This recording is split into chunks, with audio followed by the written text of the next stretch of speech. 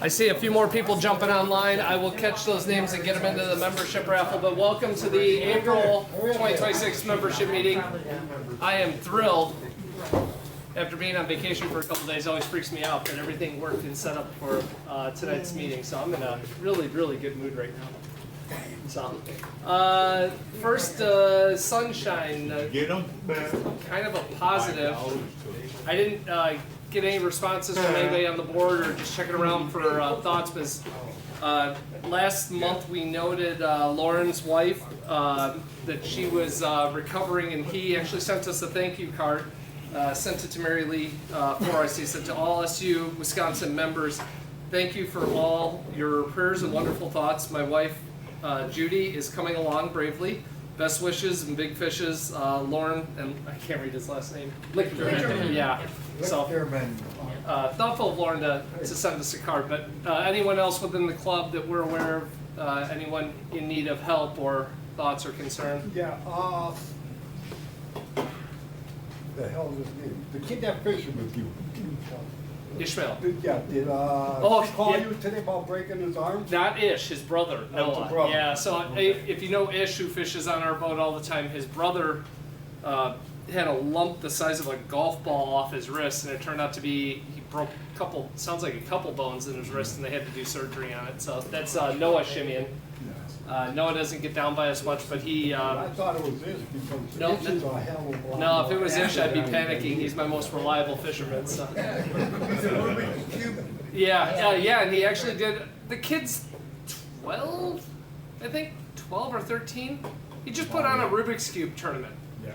You know, basically he started it up with the help of the National Association, but they had the fastest 2x2 cuber in the world, and a couple of the top 3x3s and the more technical. It's just pretty cool for a kid that age to put that together. They had a kid there that solved the thing in a second. Yeah. They mix it all up and all that good crap, and they get to pick it up and look at it, kind of study it for a second. Bob, do you want to note our granting from last month? Yeah, we've done a $1,000 grant to the Hurley High School travel team. It's a new team that they're forming, and they needed funds to purchase guns and ammunition and stuff. But we thought it was a worthwhile cause to keep the youth, involved in sports. So Getting kids outside. right. All right. On the for sale side, Dale has a Panther adjustable kicker mount available for $250. He's asking, and then Bob, is it still available, or last time I put something up here for you, you sold it before I could. I got people interested, but Yeah. nothing. Yeah, Do you know weight capacity on that thing? 5,800. Okay, that won't help me. I got one for sale too, as you know. Yes, yeah, that one won't help me either. I like a bunk style versus the roller that I picked up for my new boat, and unfortunately it needs to be a bit heavier. All right, Mike, how are we doing on membership? Last I checked on the email, I think it was 147. I saw 2 in email, but I know we just had 1 today, so. Emails today? No, not today. They were like from last week. I think I had those in by the time I did. Well, we've exceeded 150 as of tonight. Awesome. So last year we were at what did I say? 167. So we're 17 short of reaching last year's membership goal. It's jackpot series time too, so there'll probably be a little flood. Probably come in for jackpot. But the good news is, out of that 150 plus, a third of them are all new members. Maybe they signed up because of the early jackpot information getting out, or maybe they're just people that have come from referrals from everybody that comes here and says, "Hey, join the club," Yep.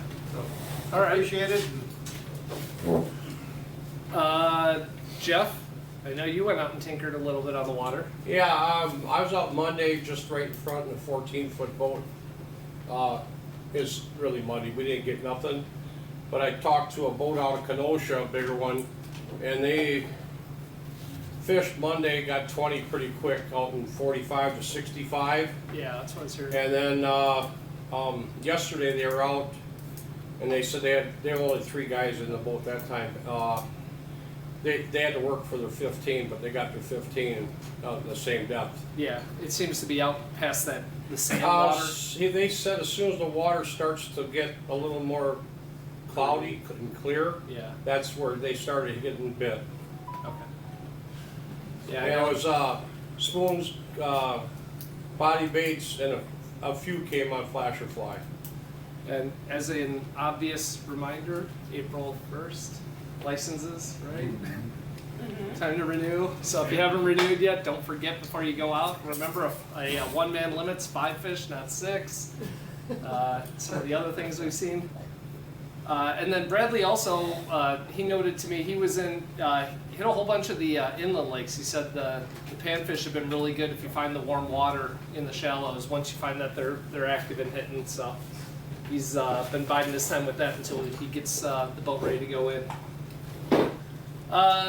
Wanted to make note, Friends of Bender Park Friends, or Friends of Bender Park. This is a newer Facebook group that these guys have been chasing Milwaukee County about rehabbing the Bender Park launch. And now that we had the announcement last year and they started working on it currently, which you can see the crane digging out by the mouth. But they're going full tilt on this. We originally were told this was not going to be done until the end of July. And they got out early, I think with the mild spring, they were able to get the equipment in, and now they're talking the end of May that they're gonna have the launch completely dug out. So fingers crossed that might be active for the majority of our season. But yeah, follow the group that's been providing great updates on that is that Bender Park Friends. If you follow them on Facebook, you get the updates on what's being worked on, what's accessible to the public and what's not, because along with this, there's a bike trail up the hillside more, and as of right now, the whole launch is cut off. The whole area is cut off because they're doing that work. Once that's cleared, then at least the bottom site will be accessible again, and then it'll just be a matter of an opening. Bradley, he's typing. So, as a reminder, this is the last club meeting before the first jackpot event. Our May club meeting usually happens to, the swap meet happens to coincide with the jackpot series being like the weekend after, but this one, due to timing and other events, the jackpot series is before our swap meet. So Bradley says, hello everyone, it is getting close to the first leg. We're starting to see signups come in, sorry, slid it down. But sooner is better for signups. That helps them with planning, payouts, and organizing, as there was complex planning this year with the first leg occurring before the swap meet. So I'm trying not to be hit with every boat registration the night before the event if possible. Planning has been going well. The pavilion and all the permits are set.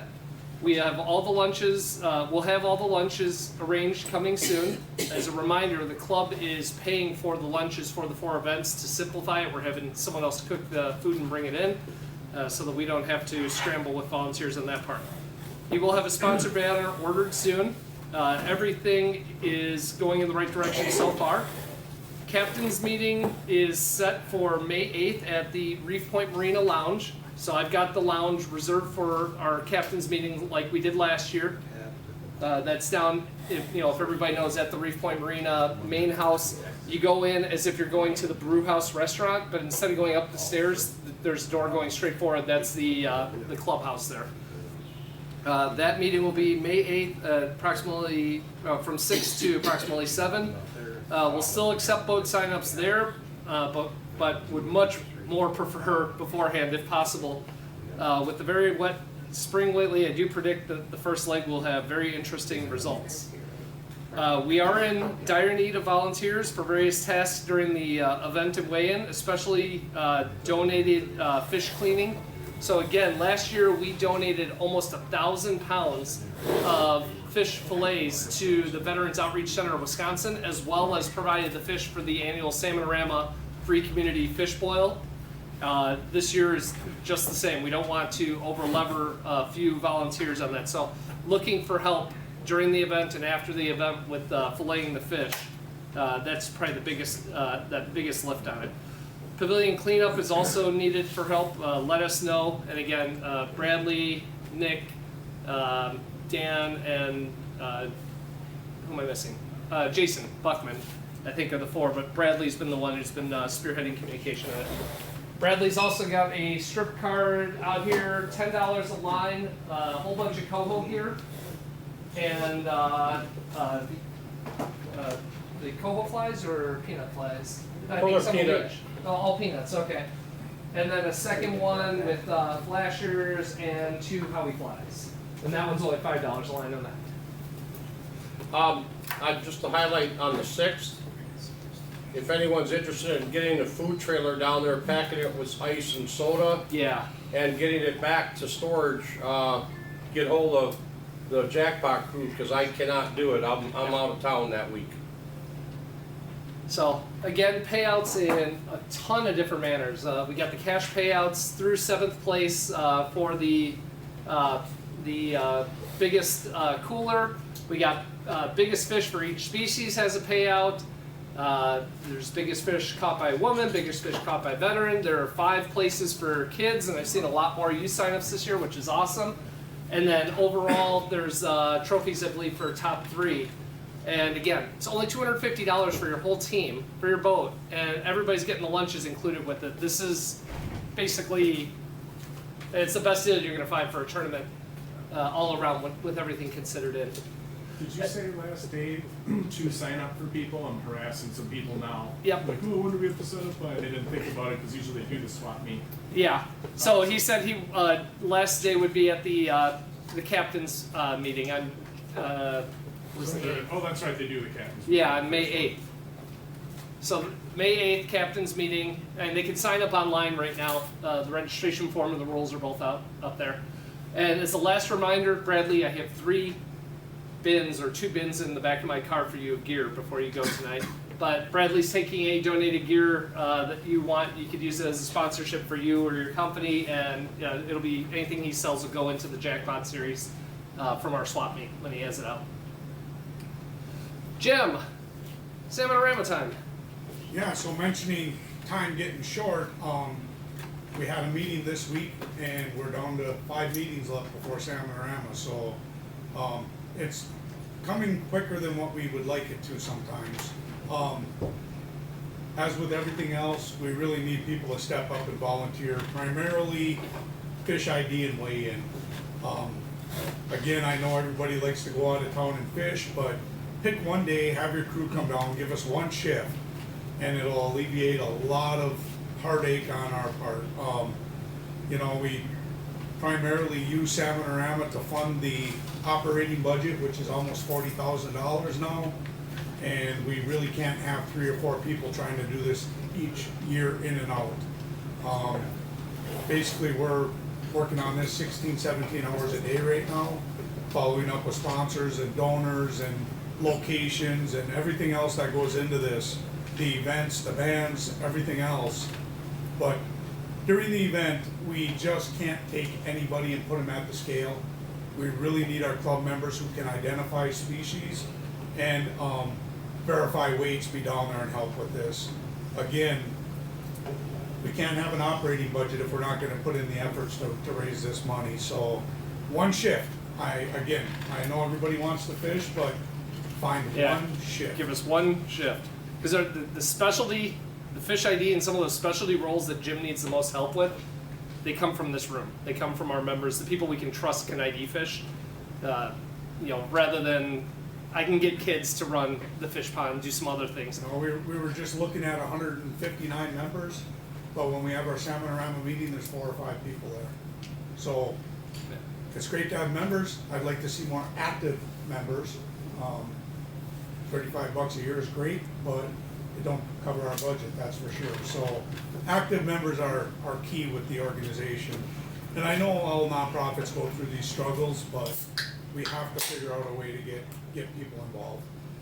Besides that, we are down to very limited number of ATV tickets. I think I have about 18 or 20 left, and that's all I have. I have 18. Yeah, so there's some there's- stragglers out there, but for the most part, the majority of them are sold. So if you want some, see me. If you know somebody that wants some, get a hold of some of us, because these are not gonna make it through the end of this month, I'll tell you that, Which is awesome. which is awesome. Yeah. But again, 4 or 5 people are responsible for selling the majority of them, and we really need to step up. With that being said, we have a meeting, the 3rd week of this month, and then we will go into, May the 1st and 3rd, June the 1st and 3rd, and that's it. So, again, 5 meetings left before Salmonorama, excluding the annual general membership setup, which is the Wednesday before the event. Other than that, the bands have been advertised. Like and share our Facebook page. We really are the talk right now of the bands we're bringing in. We got bigger names coming than even Harborfest. So Harborfest just announced their lineup today, and I'm like, they were our leftovers from last year. But there is a lot of talk. So again, you see these, share them, like them, let people know. We will be doing some more boosting on social media once we get a little bit closer. But we definitely have a huge lineup coming.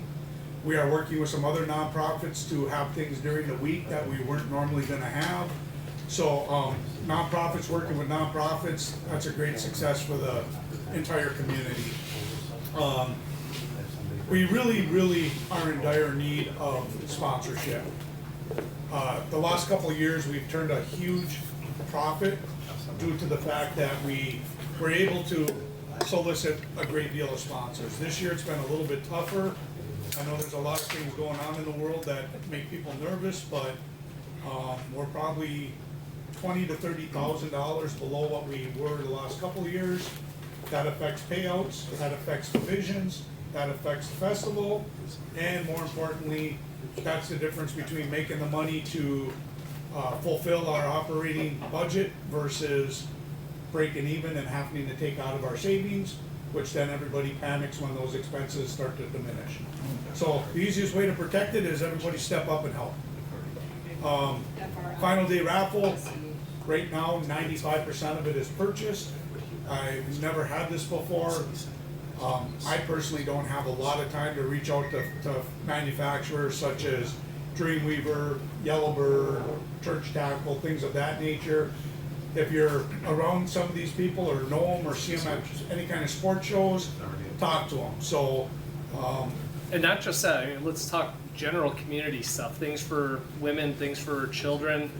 You know, that's what brings the community down. That's what generates the funds that support this club. And if we're having to buy it all, there's a good chance that we're profiting less and less, if any, on that final day raffle.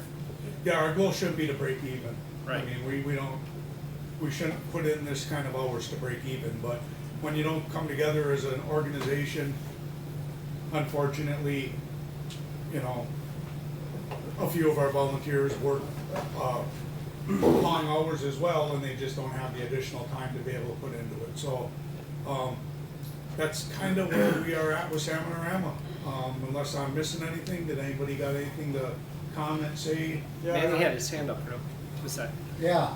Is there any way that the club can get together and have a session or something to teach some people on identifying the fish?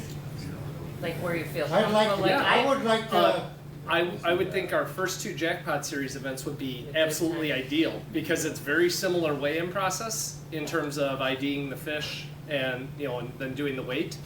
I'm sure Jim would be very happy to show you how he'd like the Salmonorama scale to operate at that Jackpot event as a way to learn like fish ID and weighing proper. So I would like to comment that, you know, I assume just about everybody in here likes to fish Salmonorama. If Salmonorama keeps going the way it is with no help, there's a possibility that it could disappear. And not only that, but that disappears the club, the data buoy, you know, we have to support this event, or these things aren't going to happen.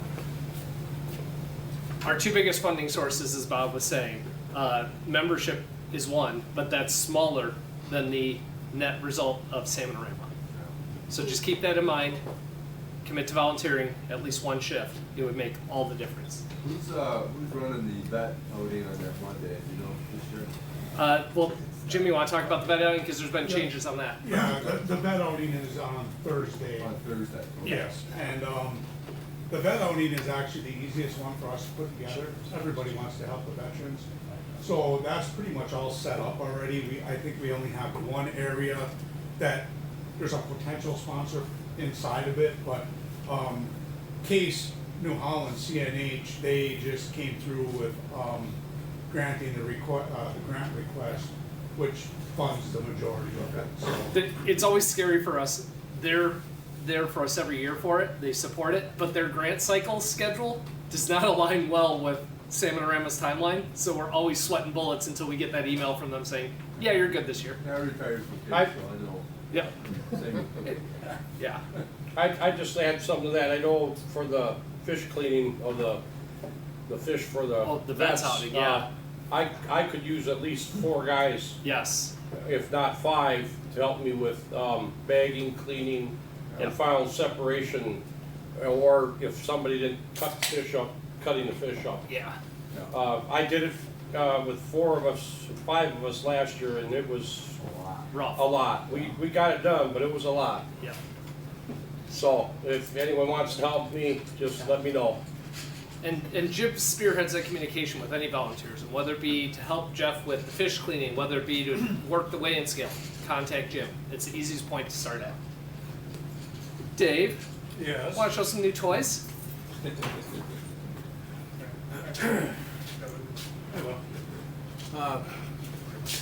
Been playing around and always wanted a 3D printer, and I pulled the trigger and bought one. God help us all. Oh, it's fun. Look at it. It is. When I talked to my kid, who's sitting right there, who's up from Georgia, about 3D printing, he goes, Is that the one that goes to 300 all the time? "Yes, it is." Dad. He says, "My daughter's got one sitting in her room. She hasn't opened in 2 years." Well, it got opened before mine got delivered, and he was printing. Anyway, we're making flasher boxes. We got trays that sit in there, they lock in. We'll make them up. We got for this type of box, which is not a Plano box. I redesigned the one for the Plano box so it sit in here and lock in. It won't move. You want to clean the box out, take your flashers out. Now you got an empty box you can easily clean. It just slides in there. And this is the one for the Plano box. It comes out also. How many does it hold, do you remember? Those 19 flashers. The only drawback to either of these boxes is right around these latches, you have to get those flashers that are just a tad shorter than the coyotes in that. You're at that's 3 more than a Dreamweaver box holds. Pardon? It's 3 more than a Dreamweaver box holds. 3 more than a Dreamweaver box. And I think every manufacturer out there has that same problem around the latch. Yep, I'm sure they do. Also, everybody heard of Special Make? Spoon boxes? Yes. Special Make spoon boxes are $80 a piece. We're making spoon boxes. We're selling for $70. Especially get the containers that'll clip into the lid. It keeps split rings, hooks, whatever you want in there, handy. This comes with 2 of them. It's basically based off of what Special Mate did to make them, but we hold 96 more spoons than a Special Mate does. We're going to sell them for $70 a piece, or 2 for $130. But this is the card that goes in there. It doesn't clip in like Special Mate does. That's why we got a hole in the bottom. We're going to be putting a rod through the bottom to keep the plates down. So if it tips over, the plates don't go flying all over.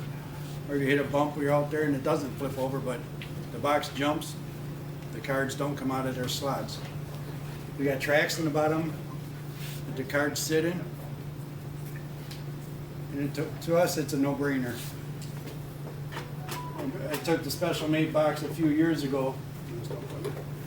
a few years ago and made my own box, just like this up, but I made it out of pressed board. The card's out of hardboard. After 2 years, you know, hardboard starts flaking out, Mushrooming, yeah. mushrooming out on corners.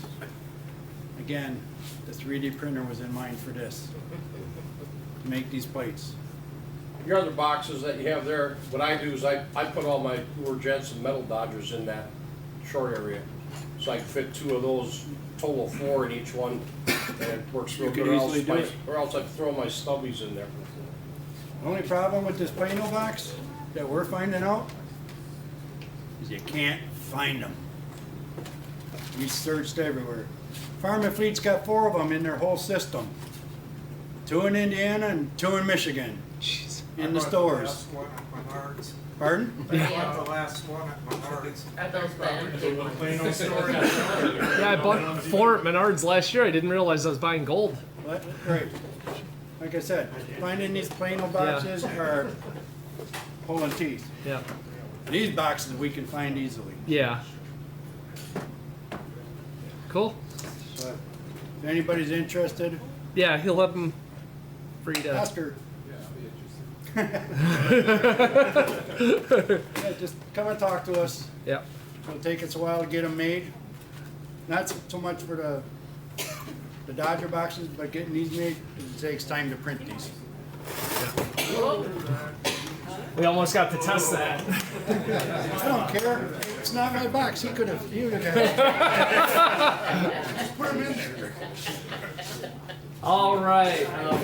Oh, okay. Now I know who won the You wanna go back to that accident war.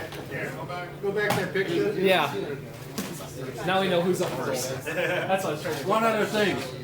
I got a Raymarine autopilot, and I don't have a place in my dash to put my Dale, this is cracking me up because we could have just used this.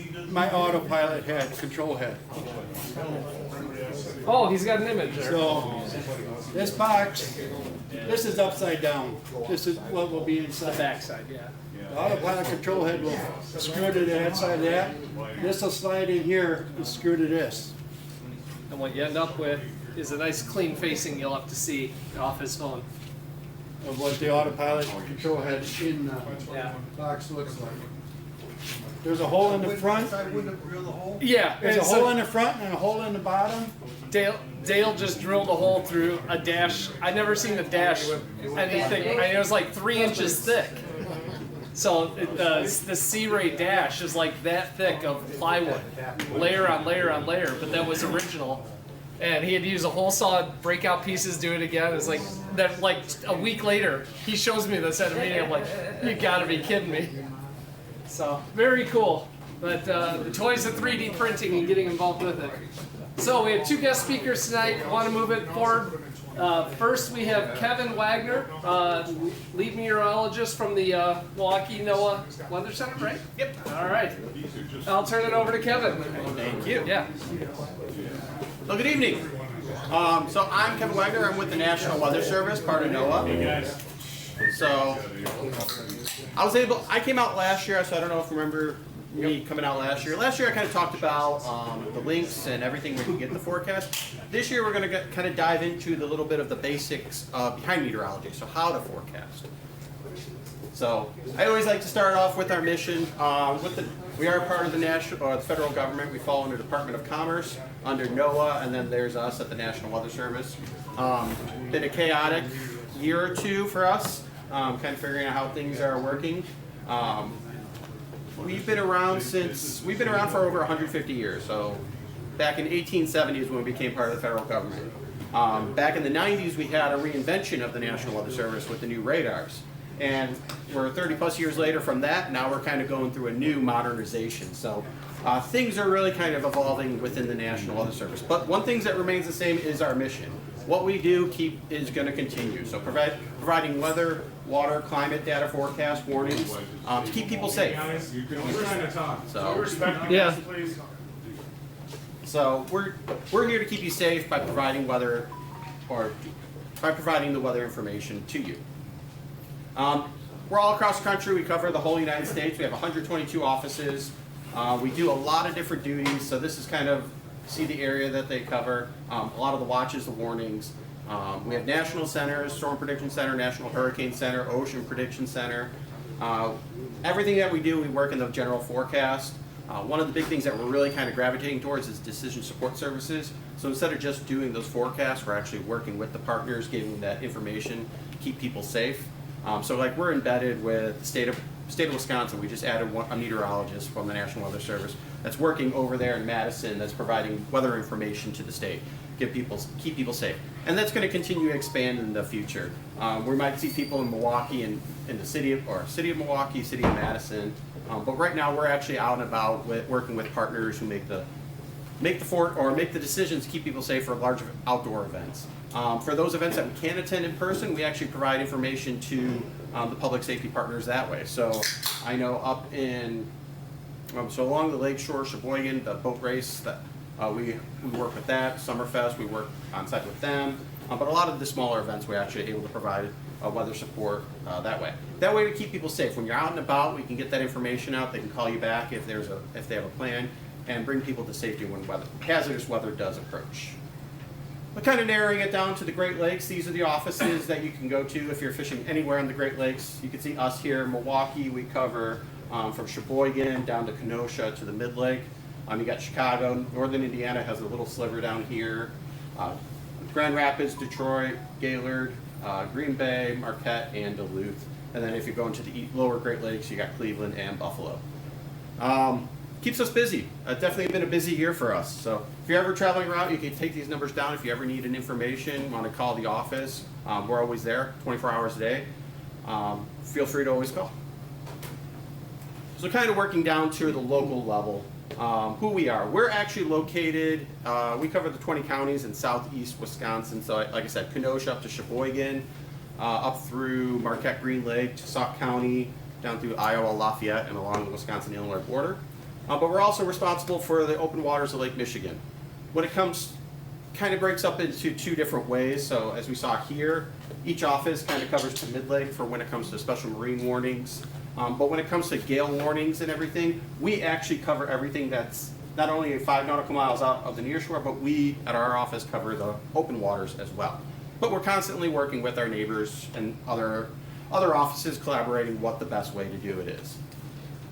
But yeah, so at our office, we're there 24 hours a day. You can always contact us, call us, send us an email. Someone's there all the time. We work all year round. Weather doesn't sleep, nor do we. So we keep busy. So let's get into the meat and potatoes of the presentation. So that's just a little bit about us. But now we're going to talk about what is meteorology and just kind of some of the basic 101. As simplified as I can, because it is kind of really complex, kind of diving into it in a 20-minute talk. But what is meteorology? The definition is the study of atmospheric phenomenon and atmospheric effects on our weather. So we're actually doing the forecast, what's going on with it. And it really boils down to just a couple parameters. We got pressure, temperature, moisture, and wind. So we'll kind of dive into each one of those and kind of look at what those are and kind of how we look at it when we're doing our forecast. And then we'll look into how we do the forecast. So we're not just looking at a local scale. The Earth is constantly moving, constantly spinning. So we're looking upstream, we're looking downstream. We're also looking not just at the lowest level, we're also looking all the way up through space. But most of our weather can happen down here in the lowest level. That's the troposphere. Sorry, my slides kind of got a little mixed up. I only sent him the PDF for it without the animations, but that's on me. We've been busy. But yeah, so we have to look at the big picture of it. What's happening across the globe? What type of circulations, what kind of systems are we seeing upstream? Because that's going to eventually translate down. So for us, you can see we get these different circulations because the Earth spins, so we get different winds. For us, we get the westerlies. All our winds are predominantly westerly. Down here, you get easterly winds towards the equator. And where these winds come together, you tend to get convergence. So you start to see things kind of start to rise. And this is really where your locations of the jets come. So you get your tropical jet, your polar jet, and then same in the southern hemisphere as well. So we're looking at these overall general circulations to kind of get where you get the jet placements. If everything was perfect, it would stay the same. It would just stay in these perfect areas. But weather doesn't work that way. Weather constantly moves, so things wobble depending on the season. So right now we're seeing the tropical jet will start to slowly move up in the warm season. The polar jet's going to kind of lift north. But in the wintertime, it's kind of the opposite. You get the tropical jet kind of shifts further south, and then the polar jet kind of works its way a little bit north, bringing those colder temperatures. So it is also seasonal. So looking at it kind of more at a northern hemisphere, so you can really see where you kind of get the tropical air mass, or mid-latitude air mass, and the polar air mass. And these are your polar jets and where they all come together. Again, they constantly move. The atmosphere is a fluid, so it's constantly, you get all these little waves and ripples through it. And again, we're not just looking at what's happening at the surface, we're also seeing what's happening above. But all of our weather happens down here at the lowest level. So, first thing we're going to look at is pressure. What is pressure? This is always a challenging one, how the best way to kind of define pressure is. So you're taking the molecules in the atmosphere and gravity's pulling them towards the Earth. So where they are more combined is where you're going to get different pressure systems. Some places have more pressure, some places have less pressure, depending at your altitude. Are you at sea level or are you at the top of a mountain? You're going to get different pressures just because you're going to have a different number of molecules. So you can actually, pressure does not equal the same as height, and it changes in density and all that. And it's related to temperature. So we'll kind of go into temperature in a little bit. But different temperature air masses give you different heights. So this is how we're going to review what's happening, not just at the surface, but at above. And we typically look at that at like surface maps over here. A lot of you are familiar with the fronts, the low pressure systems and everything, and that's kind of how we do it.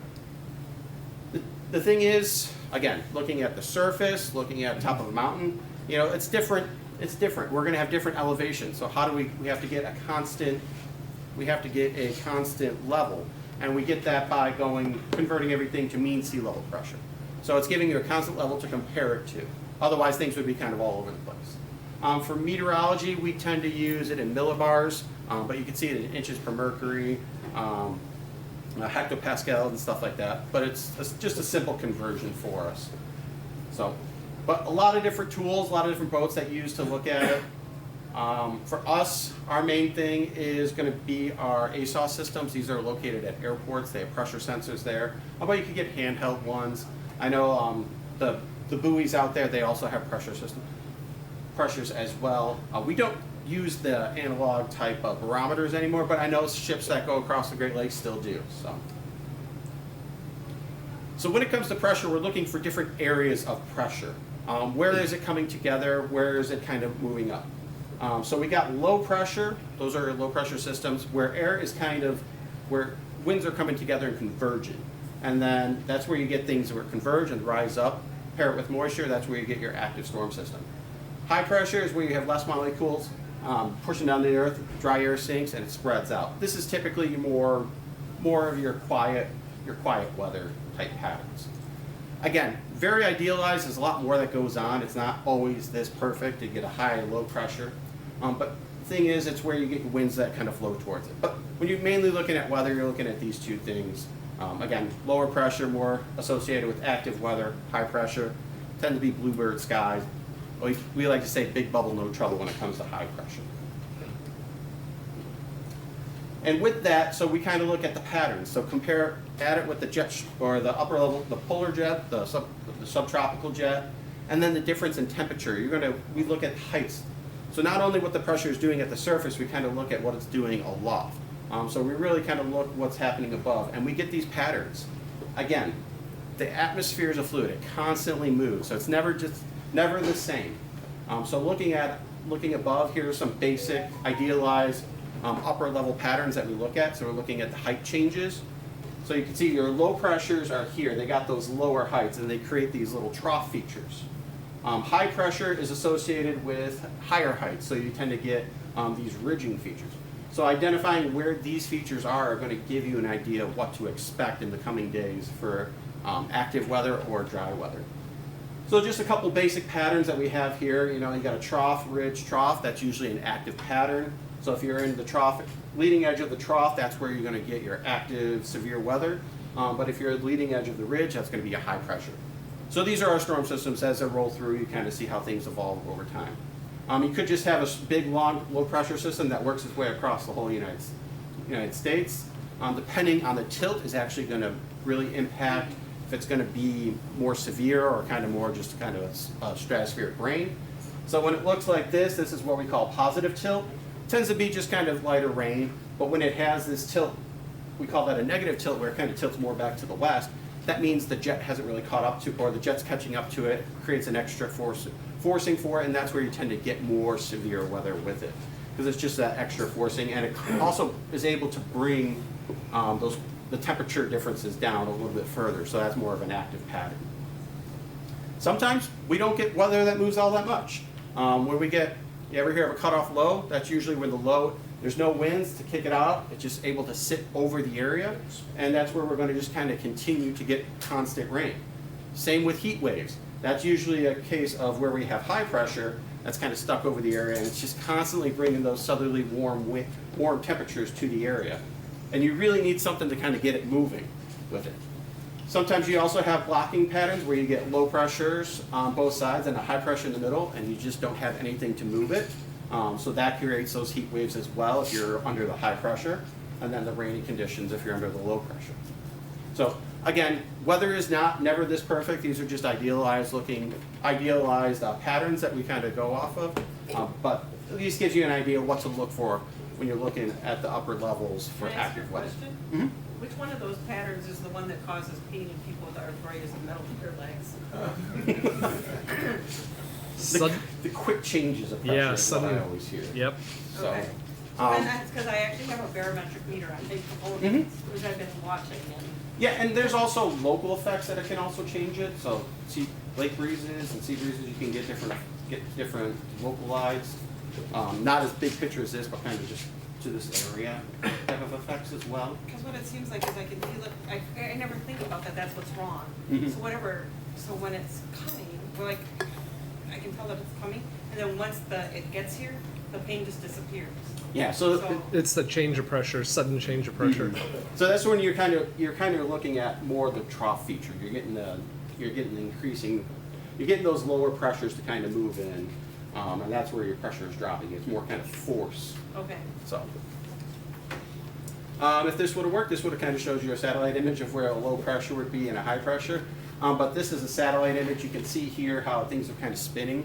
That's your low pressure, and then you got another one right over there. And then down here, where it's tend to be more clear kind of behind it, is where you're going to get your high pressures. Kind of looking like a map like this. So not only do we look at pressure, we also look at the winds. Winds flow from high pressure to low pressure. So this is really where you're going to kind of learn where the winds are. So the winds are kind of spreading out from high pressure, and then they're kind of rising, coming together at low pressure. So really, if you put your wind to the back and then you turn, I believe it's 30 degrees, then you can actually tell where the low pressure is, just a kind of a quick way of doing it. But better chances are actually using a weather map to actually look at it. So looking at the winds, what are they doing? Winds around a low pressure system goes cyclonically, so that's counterclockwise. Cyclonically for a low, anticyclonic for a high. So it's clockwise for a low, or counterclockwise for a low, and clockwise for a high pressure. So this is what it would look like on a map. You kind of see the winds kind of coming around.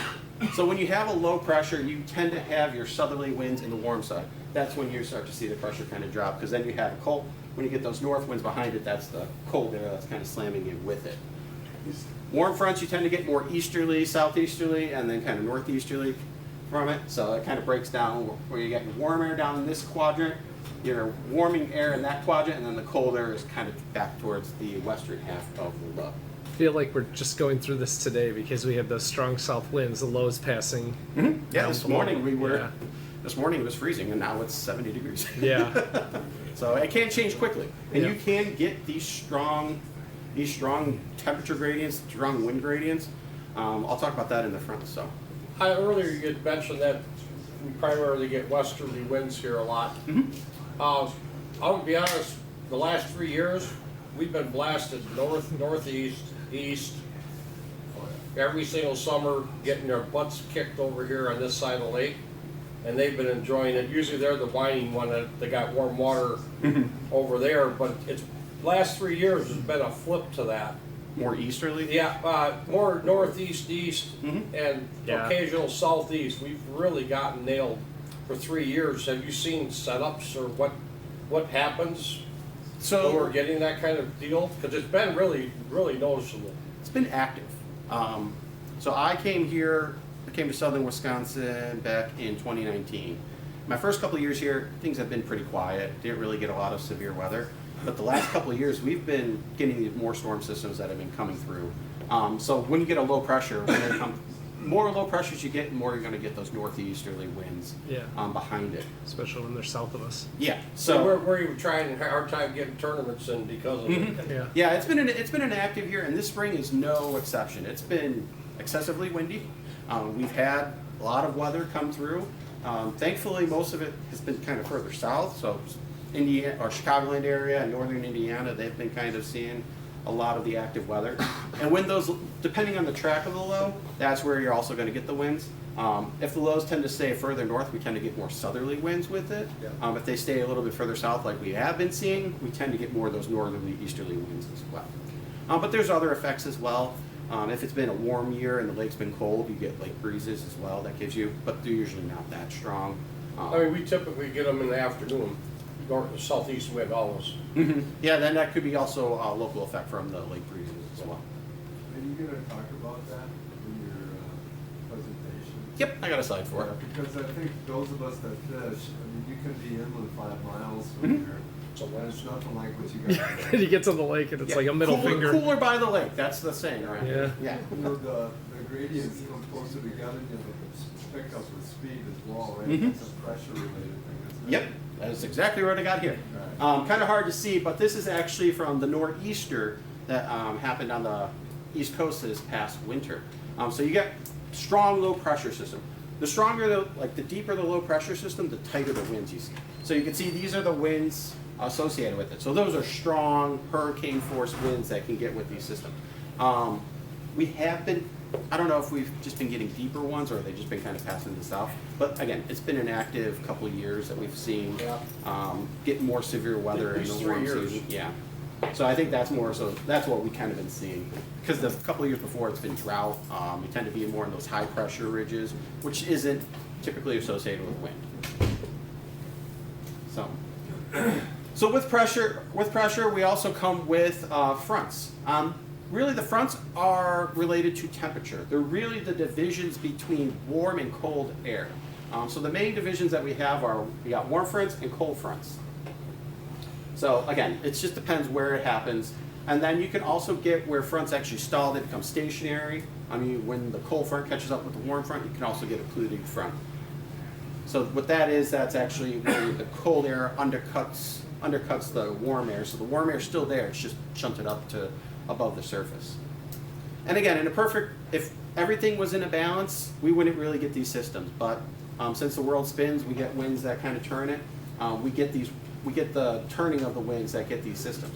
So this is actually the basic, they call it the Norwegian cyclone model. So this is something that you learn in basic meteorology of how a low pressure system forms. So really what it is you got wind, you got a division of cold and warm air, but again, the atmosphere is constantly moving. So something kind of moves one or the other, throws one out of the balance, and then you start to get an evolution.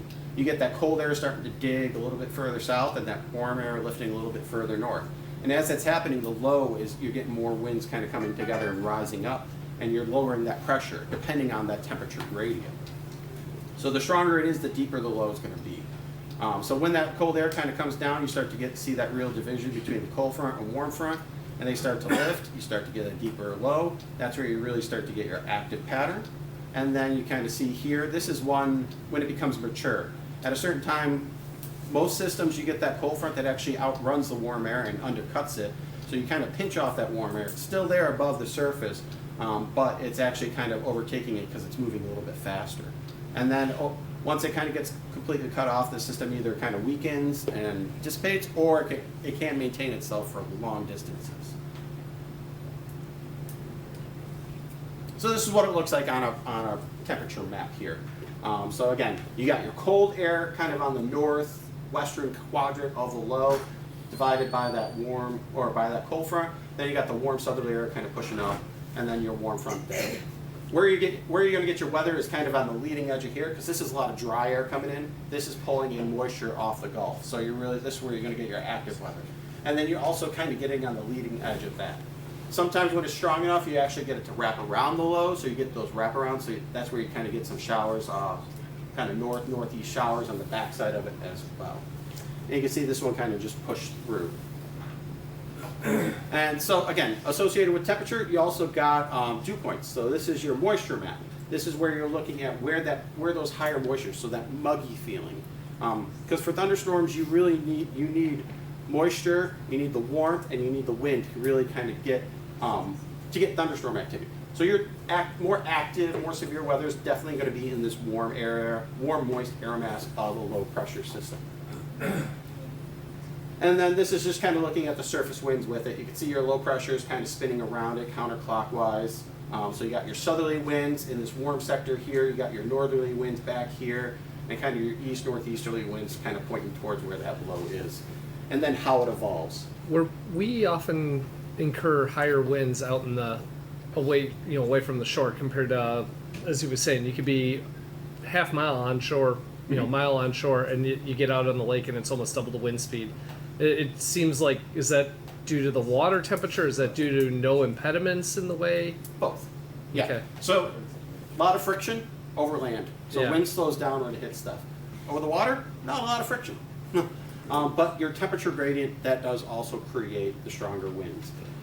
That's how we actually get, what kind of head? This is a land breeze, but the lake breeze is kind of hidden behind this. But it would be the reverse. So what you do is you have that temperature difference between land and the lake.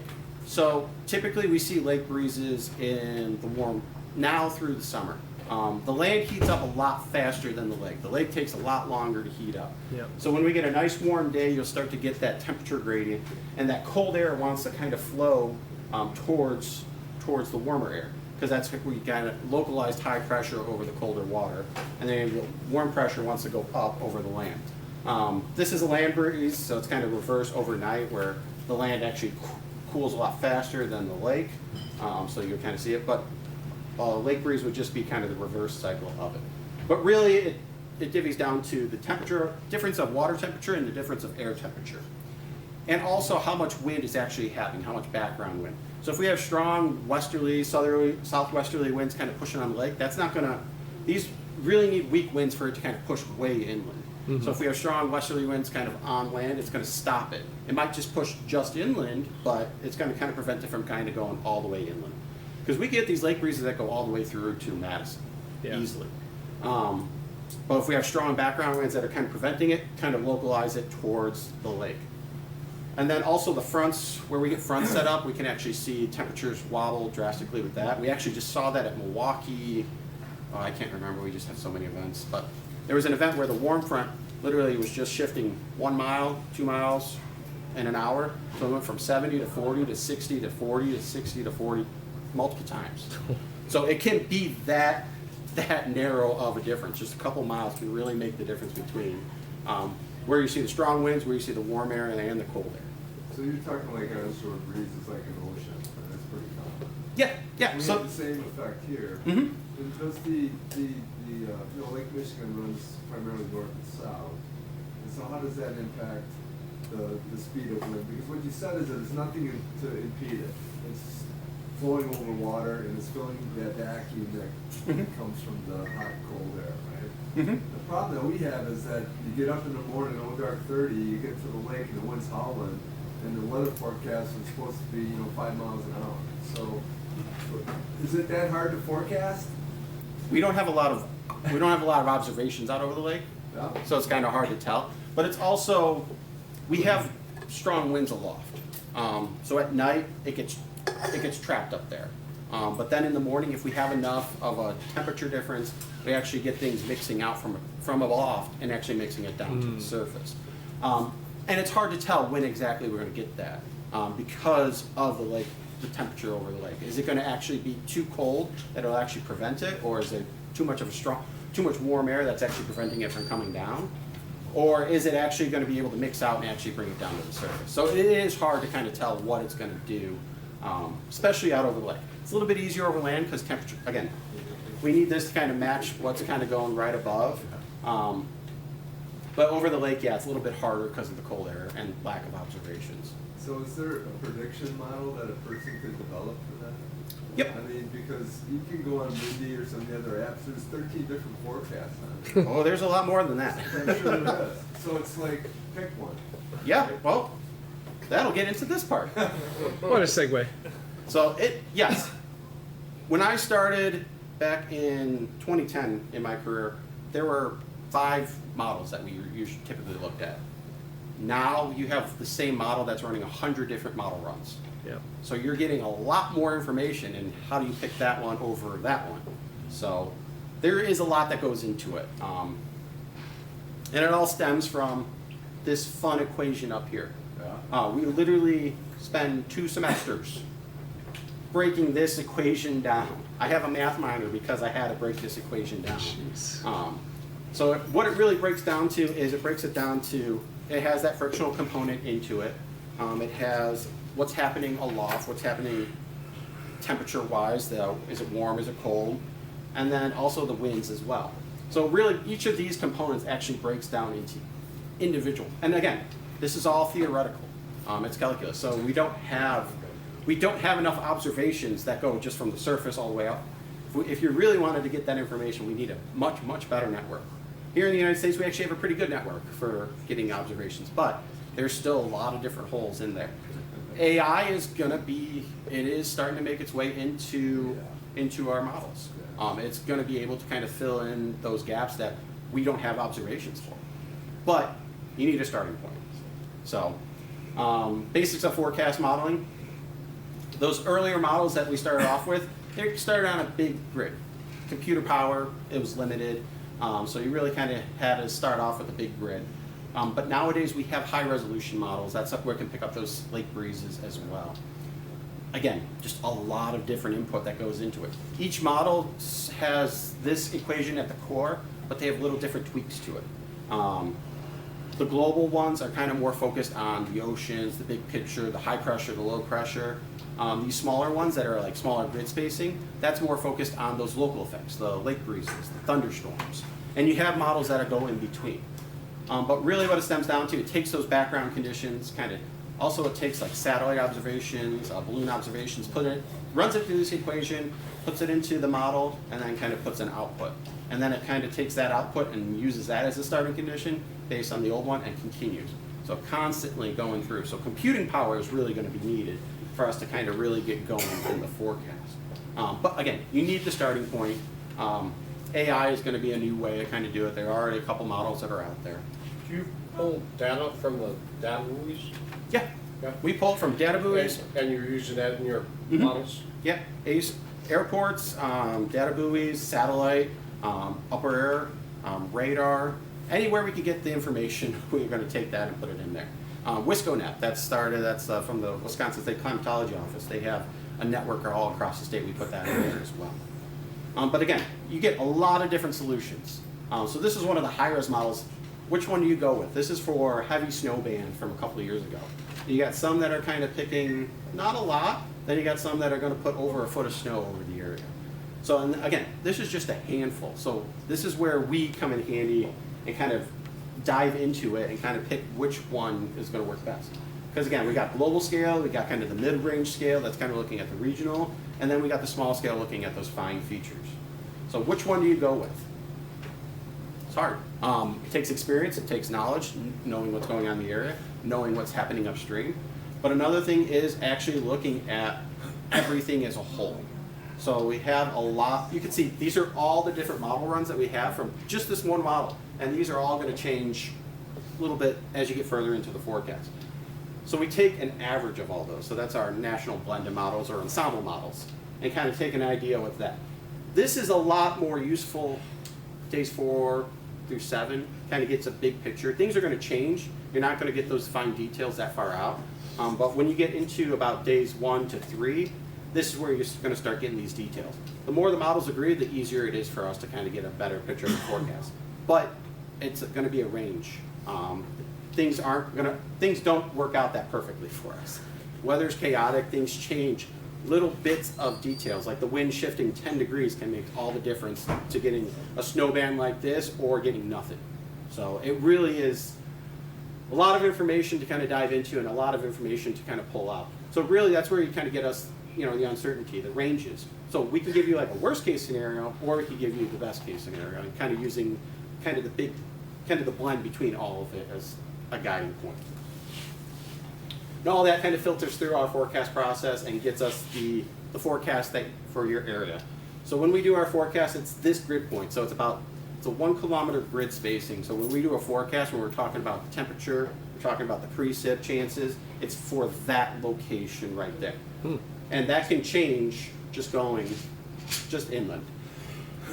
So it can really, again, it's still pretty big. There are models that kind of get that finer detail with it, but you really have to, it really needs a lot more computing power, and it has a lot of issues. I'm surprised you guys do it by 1 by 1 kilometer. That seems small, like micro. It is a challenge because, again, a 10 degree change in the wind, a 10 mile shift in that snowband, that's going to can be a difference between no snow and a lot of snow.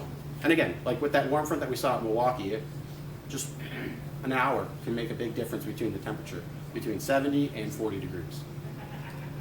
So, and with that kind of all that goes into our marine weather hazards. We're always looking at the winds, waves, lightning, waterspouts, hail, and fog. And that's how we get our products here that I'm sure a lot of you are familiar with. Small craft, we're kind of moving into small craft season. Gales are kind of our transitions. That's when we have the biggest temperature difference. In the fall and in the spring, we have the cold air moving. In the fall, it's the cold air moving over the warm lake. In the spring, it's the warm air over the cold lake. So, and then rarely do we get hurricane force wind warnings up here, but we can issue them. I think the last one was 1920. Yep. And then special marine warnings, that's essentially severe thunderstorm warnings out over the lake. And we try to get those out ahead of time to get people alerted to it and get back in. We've been in some stupid conditions in the 6 years that I've owned a boat. Thankfully, with this club, I've learned when to get out more often than I should. But last year we were out by a couple charter boats, and our antenna was sizzling.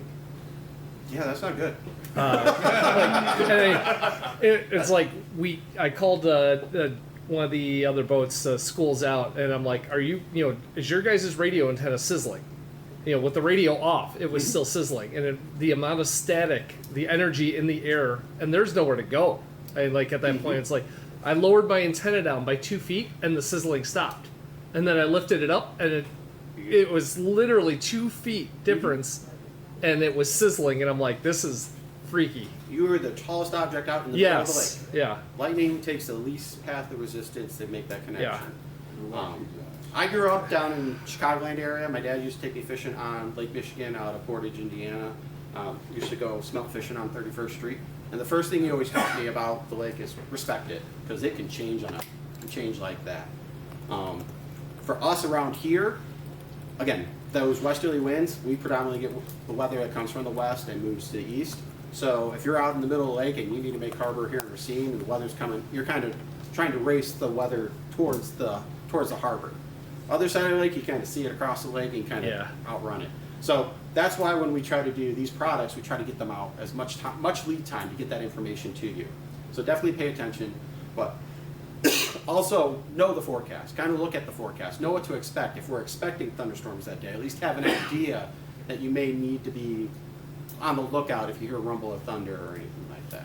When we're out there, we can see storms on, when the fronts are coming in. You'll see them out over Beloit and in Rockford from up. The range is just unbelievable when you get a 40,000 foot cap.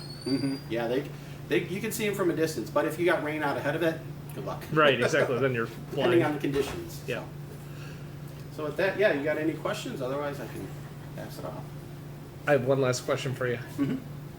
Ryan Hall, y'all, or what the hell's the other guy? Max Velocity. Max Velocity. Neither. Neither? Unofficially, I can't endorse either of them. Yeah. So, they do play a part. They do get the information They're out. two YouTube weather streamers, probably the biggest two. So it's for us. We work with partners to try to get that information out. We work with the DNR. We work with the Coast Guard. We work with a lot of the different emergency managers up and along the lakeshore and inland. So anyone that kind of promotes our weather information, get that information out. Whatever source works for you guys, gets you that information. That's all that matters. 1990s Weather Channel. Classic screen. Anyone else?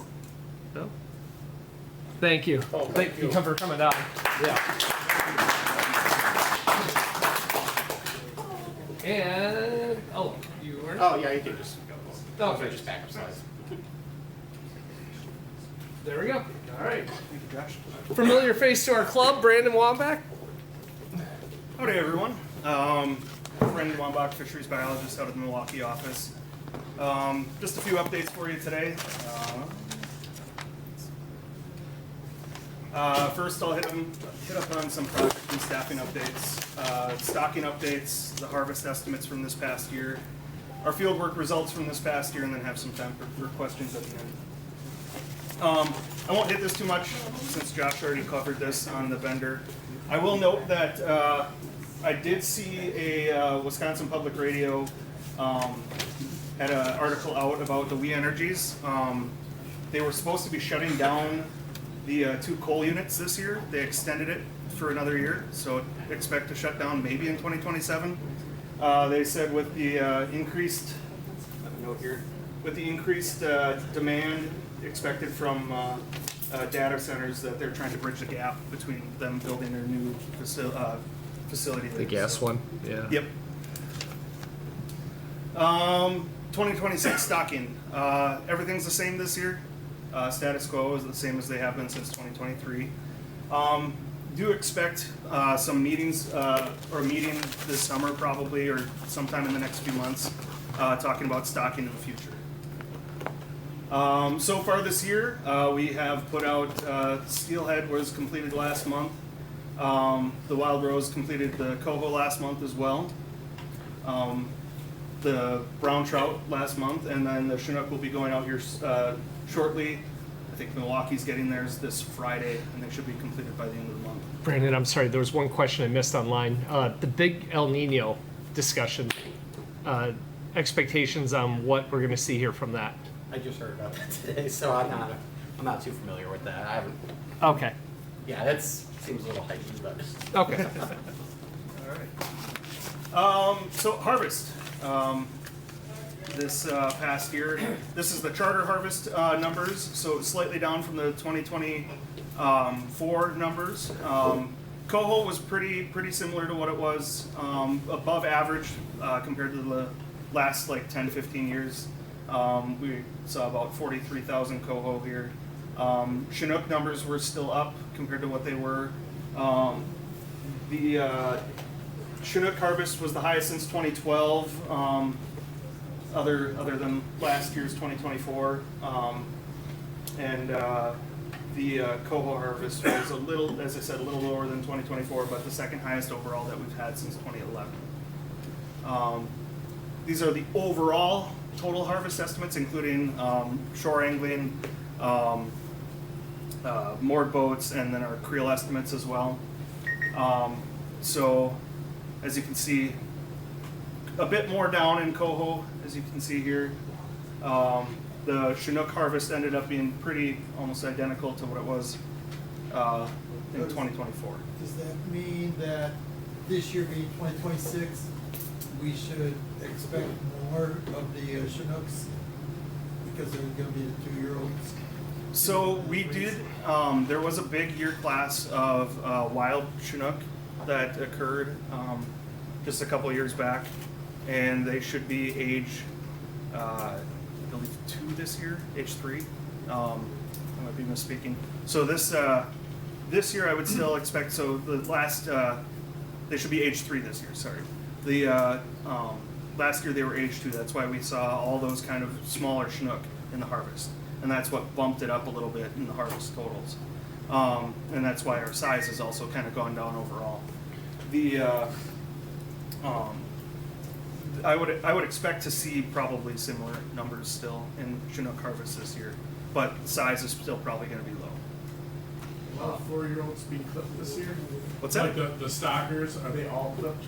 Yes. They're COVID, Yep. COVID fish are gone? Yeah, those are gone. Okay. I thought so. I just wanted to make sure. I couldn't remember if we went into 22 or 23 on that. Yeah. Yeah, all the COVID fish will be gone, so we're back to how it was a few prior to COVID. So all the fish, all the Chinook going into the lake are adipose clipped.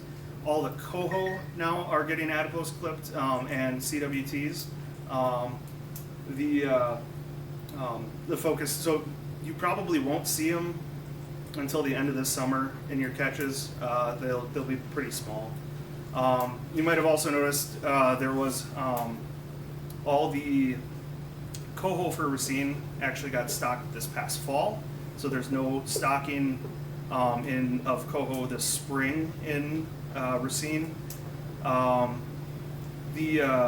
it might look a little different in the numbers from 2025 to 2026. You didn't get less fish, it's just that all of them were shifted into the fall this past year instead of being split. They'll even out after this year. So you're right now we're trying to stock some in the fall and then some in the spring to see if there's a difference in the stocking. Do your harvest numbers include commercial fishing? So none of these fish are commercially harvested. Which is interesting because they've been lobbying for lake trout. Yeah. And you look at the lake trout trend. I know this is just Some of that is probably more so because people could catch silverfish Yeah. and they're targeting silverfish. Sure. These are only charter numbers, right? This one Charter one's the and total. private. The previous one was the charter Yeah. numbers. Yep. So it's still they're typically go hand in hand and pretty similar across the fisheries. Yeah.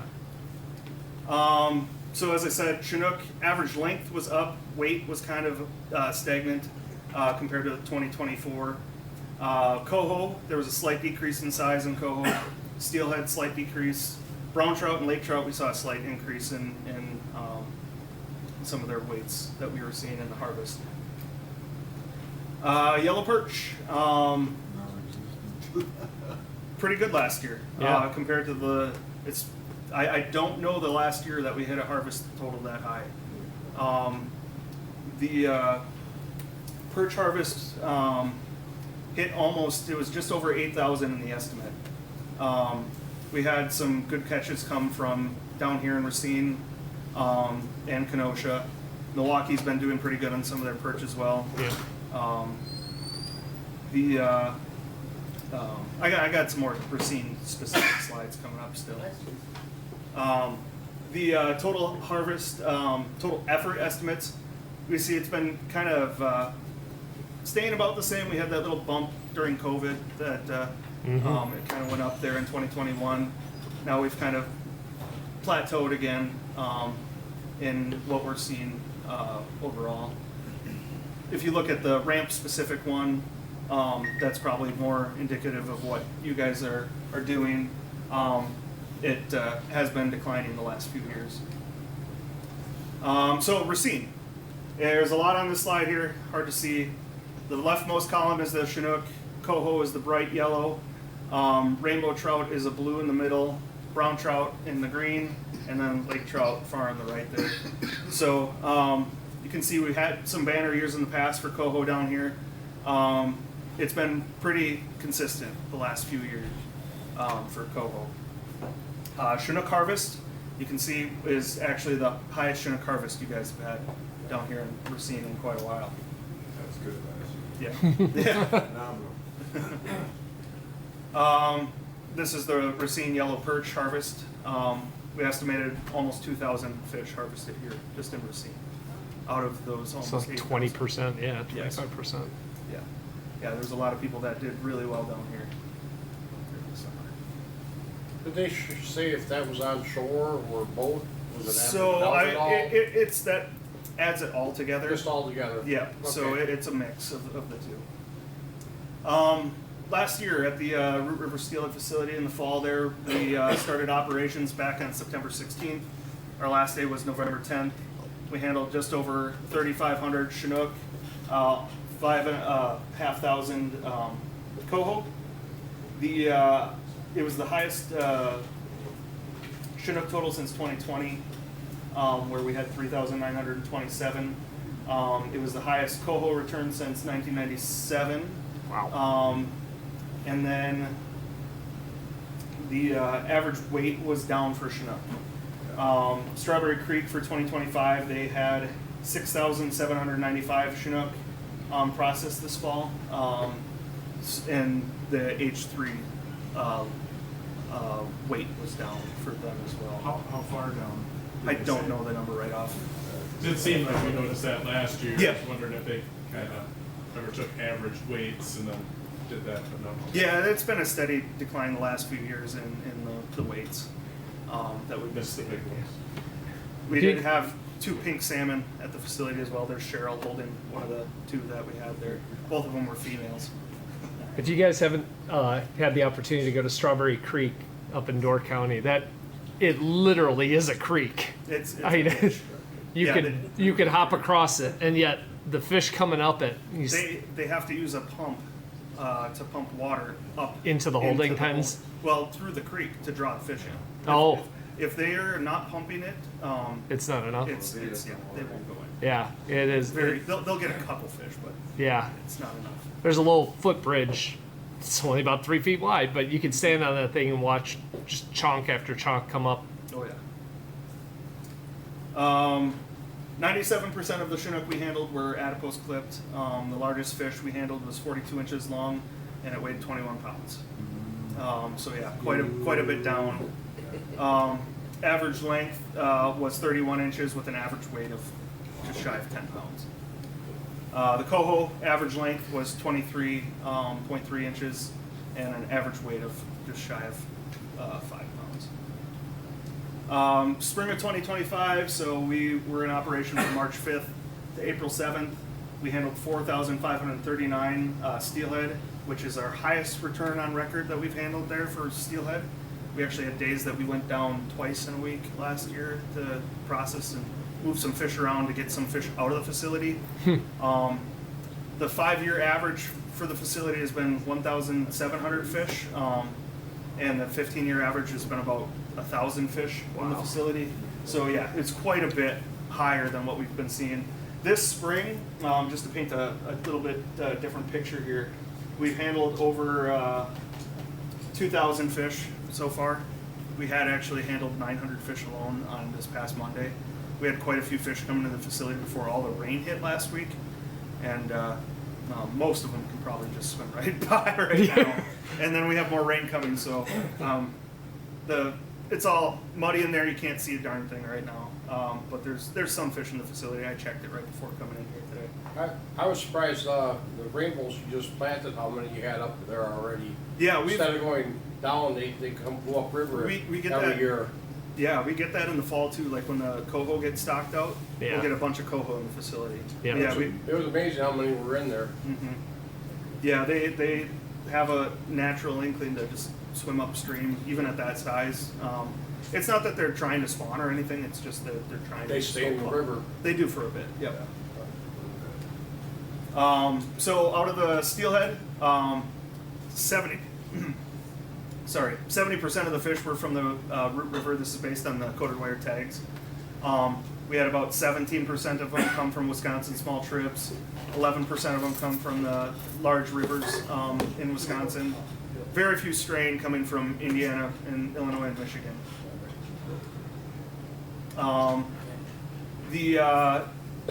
Most of the fish we handle then are the Chambers and the Ganaraska strain. Obviously we had a couple strays and Skamania still left in there.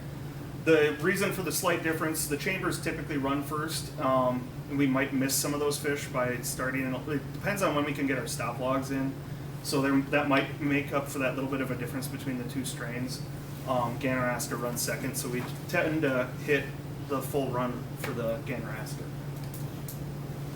The age distribution of the fish that we saw throughout the past few years, most of them return at age 3 for steelhead, but we do get some age 2 to even all the way out to 7 there. This is just showing kind of the differences in the strains. They're really kind of we're seeing older fish in both strains when it comes all the way out to those edges. And then moving on, the Milwaukee River, we had some fish passage work done at Estabrook Falls this past late summer into early fall, I should say. It looks completely different there now. The Estabrook Falls is almost not existent anymore. The west side there that you can see at the top of the picture here was cut the deepest so that at low water fish can get through. The very center was left, there's about a 15-foot section, I think, right at the center that's about this, that was left as it was to still allow some natural falls water to go over it. And then there's a slight cut on the east bank so that during high water fish can make it up on the east side. The first photo I have is from last fall, right when they were done. You can see their equipment in the background there.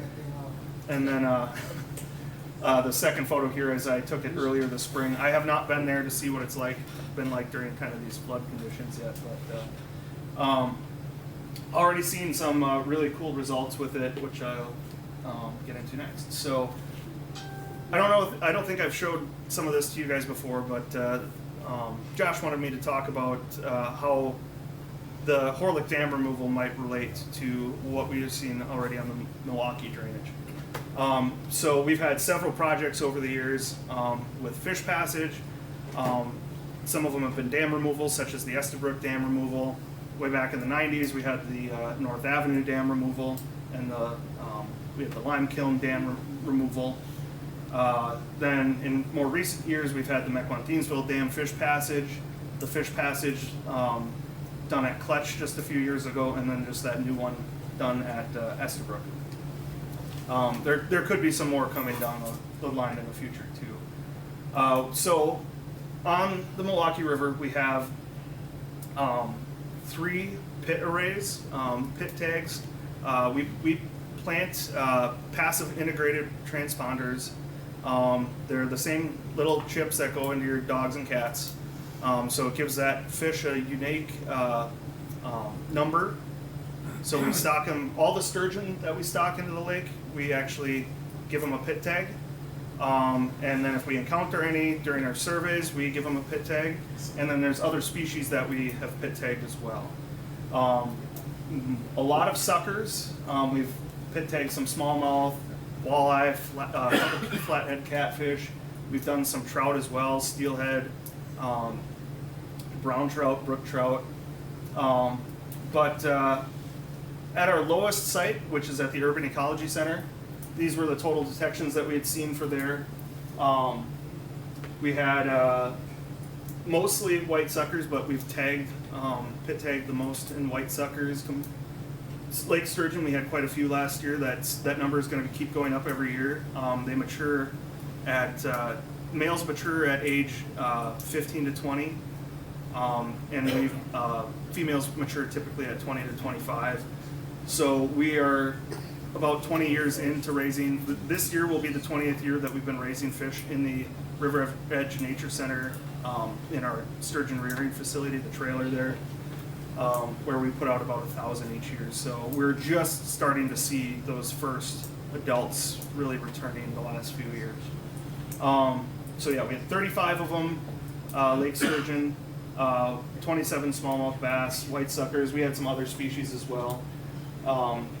We had 3 largemouth bass, 1 longnose sucker, 1 northern pike, 2 quillback, 3 red horse, and silver walleye detections there.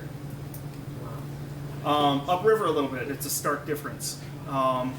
So this is at Kletch, so we have that Estabrook kind of barrier in the way in the middle there. We have 1 brook trout, 1 brown trout, 10 steelhead still make it through. We had no sturgeon detections there last year. Smallmouth bass, we had 8. We had white suckers, and that was it. That is all we had for detections there last year. Mequon-Thiensville, even further upstream, that fish passage there, we had 1 walleye. It was actually a fish that had held in the river from the previous fall that finally pushed up through the fish passage there. 1 steelhead and 2 smallmouth. This year already. Yep. I was curious, for going up the river from, like, say, Estabrook or Urban, the going up, is there a lot of long stretches of really shallow water there that maybe they don't wanna go through? I've never been up in that stretch. So, between where? Like, you know, you marked a bunch of you said the urban equality or whatever center was by the Estabrook. So Urban Ecology Center is downstream. Below, of Estabrook. yeah. So it is even downstream Yep. there. Yep. Yeah, so you got the former North Avenue dam site the furthest down, which is I think this little dot right here. And just upstream of there, we have where our antenna array is at the Urban Ecology Center. Between there, there's the North Avenue chute. That can create a little bit of a barrier for fish at times, which is a possible upcoming project that we are working towards with other collaborators. Above there, there's not much to stop them. There's an old coffer dam located just above Locust. Locust Street might have some issues here and there, but overall, most of the fish seem to make it past there. I was just curious what stopped them. Yeah. So I mean, mostly there hasn't been much stopping fish on that lower site down at the Urban Ecology Center. It's once they're going through there, Estabrook was stopping them. Is really what it was. Especially when you got low flows, like last year, we barely had any fish making it through it. But I pulled the data back on April 1st. So far, we already had 91 white suckers, 6 sturgeon, 3 walleye, and 7 brown trout, and that's not even including the steelhead, which we've had a fair number of steelhead going through. Up at Clutch already, we've had 2 sturgeon, 1 pike, 19 steelhead, 30 suckers. So that's a drastic Significant, difference. yeah. Already, just having that removal of that bedrock at Estabrook, we've more than quadrupled the number of fish we had last year. And I mean, yes, we've had higher flows, and higher flows kind of allow fish to go over Estabrook in the past, but it's a pretty astounding difference. And then up at Mequon Thiensville, we have had 1 detection of a lake sturgeon. We've had 5 steelhead and 1 white sucker as of April 1st, and I know we've had some more suckers and steelhead since then. Speaking of that lake sturgeon, it is the first lake sturgeon we have seen up that far in the Milwaukee River. They actually have a camera box in there, and I have a picture or a video to show you here shortly of that one. That was detected How on. big was it? We estimate it to be about 50 inches. Okay. That was detected on March 30th. That's a pretty old fish already. Yeah, yeah. We actually had a second lake sturgeon come through as well, but yeah, that first one had a pit tag. We detected it originally on the 27th down at the Urban Ecology Center down here. On the 30th, it went through Clutch, and then that same day, so 2 a.m. on the 30th, it went through Clutch. 10 p.m. that night, it went through up at Mequon Thiensville. It was flying upstream. Yeah. It was a 2011 stocked sturgeon. It's, as I said, about 50 inches long, likely a male. We think it's a male because males typically spawn every other year. We detected it back in 2024. So that's why we're just making the assumption that it's a male based on that. The other one was without a pit tag. There was an angler that reported it to me, sent me a video. I got a timestamp from that video to see when it was. We were able to contact Ozaukee County, which runs the camera there, and they were able to get a video of it, but you might have to click this. Yep. This is the first fish with the pit tag in it as it went through the camera box. And it just zooms right through after that. And then the second fish.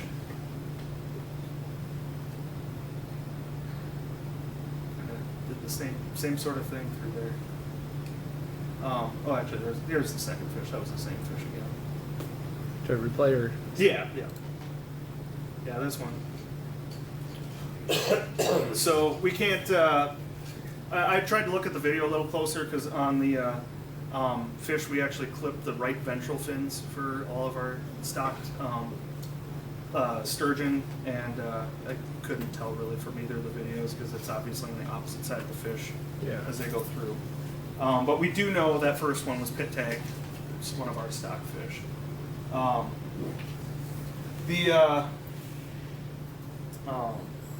Yeah, hopefully within the next few years we keep seeing some more fish in the upper rivers then. The next kind of impediment for them is there's a falls road. There's a natural falls that are there. High water, I think they could make it through it pretty easily, and low water, they probably wouldn't make it through. So, but it's probably their old natural stomping grounds from back when they were in the river. Right. They'd stop. They'd probably reproduce from there downstream. I forgot to mention that at the beginning. In the staffing update. Sorry, switching topics here. Did anyone have any questions on fish passage before I switch? I do. Yeah. I still have a concern, the stretch from where the dam is to the first pool behind the quarry at the bottom. Okay. I personally, and I might eat my words on this, but that is such a drop in elevation from the dam to that area. I mean, when I was kids, we used to tie inner tubes in high water and life jackets on, we would run that stretch. Yeah. That's a hell of a drop. It is. If you end up with a complete dry spot there, or just like running through the rocks, do you have any plans to get through that? I mean, that's all broke down to solid rock. Yes. There's not any soft stuff in that whole stretch because it is so fast. Mm-hmm. What would be happening if that happens to get a passage? I don't know. I brought this up in the original meeting when they talked about pulling it, and they said, no, there'll be a current there, but that even gets that way when the dam's there. Yeah. Yeah, I'm not sure on that one. Because I think it's gonna happen where that's gonna be a dry bed, damn near. Yeah, well. And I may be wrong, but I'll have to eat my words, but I know that drop, we used to run it when it was high water. Yeah. Yeah, I guess that's more of a wait and see, because I think that dam it's slated for removal sometime. I this know summer, it's gonna happen, Yeah. I brought it up in the original meeting and they poo-pooed it, but I personally think it's gonna be just like it is sometimes in summer, where it's just a trickle. That portion shouldn't change because the water flow over the dam, it's the water Did you that's see coming it down. this year? Right, but I'm saying whatever comes downstream, the dam has no holdback capacity, You so can it's see all the flowing. rocks, you go down and pick up all the lures you wanted, Sure, and you can walk the whole bed. right. But the dam, the change in the You dam know isn't that, going to right? impact. That's not going to impact that flow because there's no Are you holdback. saying more so when the water's really low? Yeah. In the summer. Late summer, and that's Yeah. going to be the same. Yeah. It's whatever's flowing from upstream is gonna Yeah. come through there still. That won't change anything down there. But it's gonna block your passage. It's not gonna be deep enough for Well, fish. right, It but- might be tough for fish to get through at, Yeah, at low water. if we don't have Which rain. normally in the summer months, there's normally not a lot of fish moving around. It's Right. mostly in the spring or fall is when you're getting Correct. the movement in our species. At least Waukesha will be kicking some down for us. Yeah. But just a quick question, you brought up the biggest Chinook they had last year. Any Yeah. updates on maybe one of the biggest steelhead that they got this year so far? Do they keep tabs of that? Oh, we do. I'm trying to remember what we had. We had a 13.5 pounder, I think. 13.6 pounder, something like I that. had one on the score was at least 15. I was wondering if there was any different ones. No. Bradley did have a question about the Chinook. He said with the stocking, related to the stocking, is there any concern about potential cuts yet with the significant drop in size in 2025? We saw higher catch numbers but lower size. Personally, fewer kings caught so far this spring down south. Doesn't look great so far. He saw a few skinny ones, but wondering if there's any pending thought or action about stocking numbers. So that's what those if we have that meeting in the summer here, that's what it would be for, talking about potentials and what it will be done in the future. Yeah, this is a follow-up to that question, really. I was gonna ask a similar one, but are you still doing trawling offshore for the biomass? So that's USGS that does those surveys. It's the Center for Limnological Studies, I think, that they're out of Michigan, that crew. They come around and do those surveys in typically the late summer for they do the acoustic and as well as the trawling. Do you have any reference to like what you saw last year? So I did see some preliminary data, and it was pretty similar to what they had in 2024. It wasn't better. It wasn't necessarily. I think it might have been slightly down from 2024, but it wasn't like drastically down. It wasn't as bad as it was a few years ago, but that blip that we had just a couple years back is fading. So what, from your experience, because you've been doing this for a while, it was markedly different last year. The fish were definitely a lot of fish, but Yep. smaller. Yeah, so I mean, it comes down. There's a lot of mouths out there. Like we had that, as I mentioned earlier, there was a huge year class of Chinook out in the lake that were naturally reproduced, wild fish. And so when you have more mouths out in the lake, it's just they're going to eat what food is there, and if they're competing with one another on that finite resource, they're having a less chance to encounter that prey base out there, so they're going to be smaller naturally. I fish the bay a lot, and the alewife, mass in May and June is significant. Oh yeah. Are you seeing historical changes in that regard? I know it's probably out of your region a little bit, but you work for Wisconsin, you are biologists, so what are they saying up there about that? I don't know exactly like if there's been any look at the trends for that. I do know that they did see a blip for last year on that northern portion right outside the bay. They don't survey, I think, in the bay itself. They survey outside of the bay, but they do some up along the islands up there on that north end. That's speculative. Yeah. Yeah, that's why it draws a lot of kings up there, especially in the summer months. But did you have a question, Jeff? Yeah, I don't know if I missed it, but what was the percentage of natural versus planted fish that you average that you think you're seeing For Chinooks? I don't know what it was yet for last year. I think that data hasn't fully come. Past year? In the last few years, it's been kind of in the same realm of like that 60. A little over 50 something. Yeah, like that 55 to 70 range, like right in there. Okay. Which has been pretty normal. I would expect with that year class of Chinook coming into the catches now that we'd see a little bit on that upper end, that closer to 70%. So, All right. Yes, and then I was mentioning staffing, since I forgot to mention it at the beginning. Brad Eggold, our district supervisor, actually retired back in September. So he is no longer with the DNR. Right now we have the 3 team supervisors, so we have Cheryl Masterson, we have Nick Legler. So Cheryl Masterson's out of Milwaukee, she's my supervisor. Nick Legler is a supervisor out of Sturgeon Bay, and then Brad Ray is the supervisor out of Lake Superior, up out of Bayfield.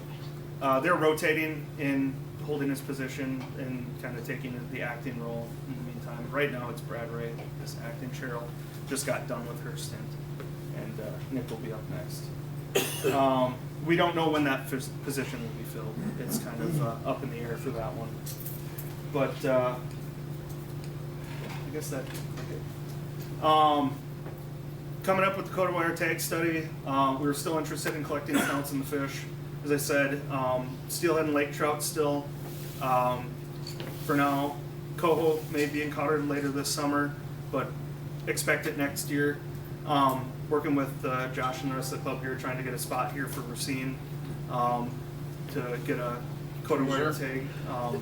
Yeah, I'll speak a little on behalf of that because that is 2 parts that we're playing on. So obviously the Milwaukee Club, for those of you who don't know, they have a freezer that their charter boats will throw excess fillets bagged into, and a couple of the local nonprofits will come pick up the fillets and distribute them out. We talked to Reef Point Marina about trying to do something similar. They do not have a space capacity to put it at their marina buildings. They're more than happy to have it out at the cleaning station, but structurally we'd have to find a way to make that work, and we reached out to the county, having gotten a response back on it. But in doing so, they also would like to have us set up, I guess it used to be at we had it at Corton Dix. Yeah, Corton Dix had a freezer where people could take the tagged heads and drop them off. But we're trying to get one that's a little more convenient, whether it be at the launch or at the Reef Point cleaning station, depending on what goes on with the launch and the smoke down the water site. But what's that? Oh, There's no room at, so Ramp rat will clean it. yeah. So we're actively looking for a site that could host the tagged heads, but also could host donated fillets for local nonprofits like VOW or the Halo and such. Yeah, I was able to work with Kenosha and Rich Tanner down there, and we got a freezer down at the Salmon Islands boat launch cleaning station. So there's that one down there if you're fishing down there. It's only access when it's open, right? It's in the fence. I know, when they're open.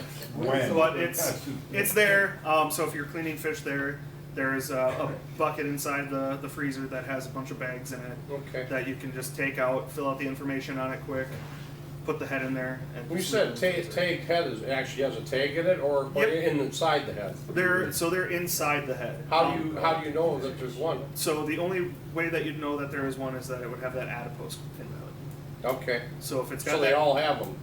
And most of the species have them. Chinook right now do not. It's just those steelhead and lake trout that I would focus on for what are out there. So like we adipose fin clip our sea forel and brown trout that we stock So in the you lake. just need the head Those cut ones- off and throw it in there? So yes, yeah, but only focus really on those steelhead and lake trout. Steelhead and other lake trout. other species that if they have an adipose clip, don't worry about it. Okay. We'll tell you there's no tag. In case If you wanna get do something both. going. If you happen to be in Milwaukee, you can either contact myself or Laura Schmidt. There's we can always take snouts there too. How do you get the key to that place, or get them? Is it unlocked, or for the cooler, the freezer? which Milwaukee. Milwaukee? Yeah. So if you're in Milwaukee fishing, if you go into the facility there, they have a Milwaukee key for County it. Parks Office has Yep. the key. They have Okay, a key just for so it. we know, because I didn't know. Yeah. You could ask yeah. me, because I was collecting fish heads for not last month, the summer before. But yeah, so yeah, if you're in Milwaukee, just go inside the pavilion there, and they have a key that you can steal from them. Or they'll walk out and unlock it for you quick, and then lock it when you're done. I didn't have a slide in here for spring hearings. They're this coming Monday. They start at 6 p.m. Racine County is at Union Grove High School's auditorium. Kenosha is at Bond State Recreation Area. So if you're Will it be online? Yes, the questionnaire will be online again like it has been in the past. It goes live at 6 on Monday as well, so you can answer it online. So I'm gonna go out on a limb here, I'm gonna add to this, if you don't register and do it online at least, Peter Yeah. shows up. Remember the guy who used to live out west last week, or last meeting, and he said that one state, they couldn't fish at all?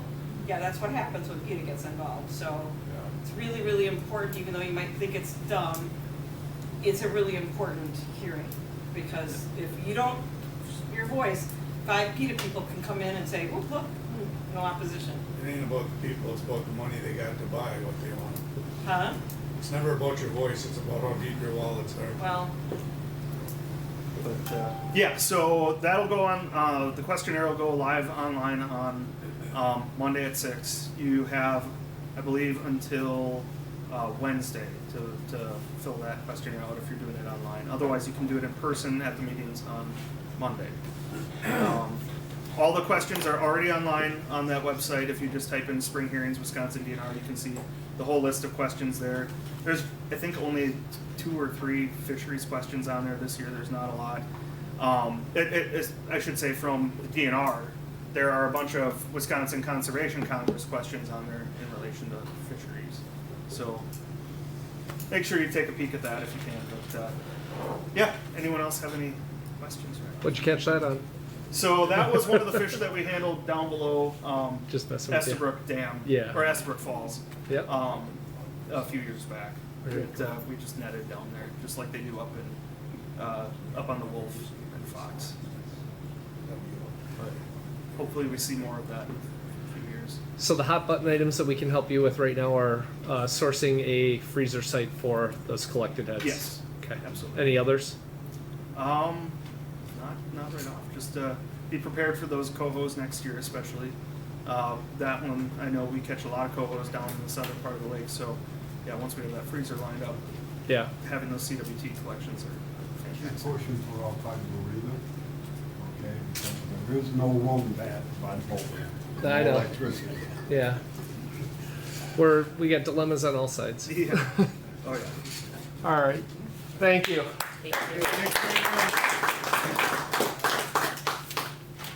All right, I have some good stuff. Oh yeah? Yeah, April Tonight's 18th is, membership raffle is brought to you by Piggly Wiggly. Yeah, one of our longtime sponsors that have helped us with the vets outing. Are they gonna fix the meter to stay how high the? And we've got a $100 gift card, a $50 Yeah. gift card, and $25 gift card. Yeah. I don't want to pick it because I'm in on this, so let's let her guess. Would the gentleman like to grab a ticket out of there and give us the number? Let's start with the 25. Go low to high. Don't let the wind blow it away. For the $25 gift pack. 706034. Oh, so that right there. 034. Thank you. Money. You wanna grab the next one? Yeah. Now that he's out of it. For 50. And that number is, oops, upside down and backward. 6035. 035. Right next door.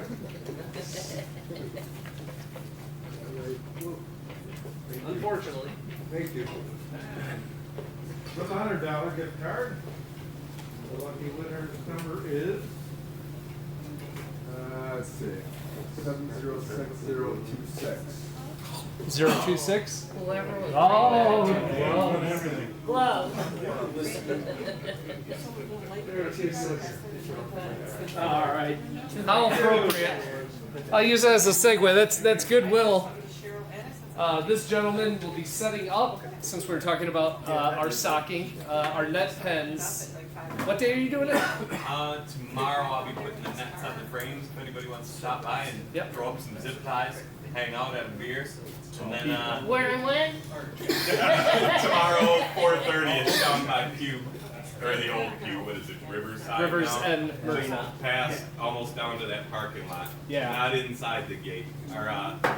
The net pens got logistically a lot easier by Jason using his relationship with Mike at Riverside to get our pen storage now pretty much across the street down there, so we no longer need Gary's trailer. Are they in the No longer outlot, the storage outlet across? Yeah, we just have to roll them across Yeah, the street and that's put awesome. them in with a boat. So I mean, we went from meeting 20 people to meeting 7 people. Yeah. So tomorrow 4:30, 1 or 2 people he said really is all he needs. Yeah, otherwise it just becomes many people. Yeah. But the following week I'll pick if you're interested, I will pick the nicest day, dodging all the raindrops, and we'll drop them in the afternoon at the same time. Awesome. All right, upcoming events. Yep. So as Jeff, I think wanted to bring up. 18th up there. Yeah, I did it still. I forgot to adjust that slide and nobody told me. Saturday, this coming Saturday, April 18th, we have the annual Root River cleanup. Should have a really good turnout this year. We were able to get a partnership with Foxconn. And so instead of just hot dogs and brats, we're having hot dogs, brats, chicken skewers, and hamburgers, and then sides like coleslaw and potato salad, as well as the drinks. And they're also buying us a whole bunch of the garbage picker units and gloves to resupply us.